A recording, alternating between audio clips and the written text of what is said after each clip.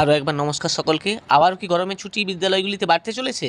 পশ্চিমবঙ্গে একদিকে গ্রীষ্মকালীন তাপমাত্রা ক্রমশ চরমে উঠছে, অন্যদিকে গরমের ছুটি শেষে সদ্য স্কুল খুলতেই রাজ্যের ছাত্রছাত্রী ও অভিভাবকদের মধ্যে নতুন করে উদ্বেগের সঞ্চার হয়েছে। দিন দিন তাপমাত্রা 40-45 ডিগ্রি ছুঁই ছুঁই। এরই মাঝে রাজ্যের শিক্ষা ব্যবস্থা যেন হাঁপিয়ে উঠছে গরমের প্রকোপে। সামনে প্রশ্ন, এই পরিস্থিতিতে কি স্কুল ছুটি থাকবে নাকি মর্নিং স্কুল চালু হবে? এদিকে গরমের প্রকোপে ছাত্রছাত্রীদের অসুস্থতার খবর উঠে আসে বিভিন্ন জায়গা থেকে। তো এই ব্যাপারে নবান্ন কি বলছে? জানা গিয়েছে বর্তমান পরিস্থিতিতে রাজ্য সরকার ফের একবার গরমের ছুটি বাড়ানো বা আংশিক ক্লাস চালু রাখার বিষয়ে ভাবনা চিন্তা শুরু করেছে। যদিও এখনো পর্যন্ত কোনো চূড়ান্ত সিদ্ধান্ত আসেনি, তবে সংশ্লিষ্ট দপ্তরের তরফে বলা হয়েছে বিকল্প পদ্ধতি হিসাবে মর্নিং স্কুল চালুর কথা।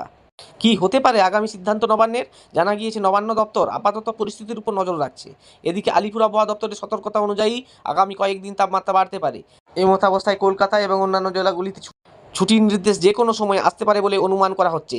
সারাংশে বলা যায়, এই গরমে শিশুদের স্বাস্থ্যই এখন অগ্রাধিকার। তাই আগামী দিনগুলিতে ছুটি বাড়ানো বা মর্নিং স্কুল ব্যবস্থাকে রাজ্য সরকার বেছে নিতে পারে। এই সংক্রান্ত আরও আপডেট আসলে আপনাদের কাছে পৌঁছে দেওয়ার চেষ্টা থাকবে।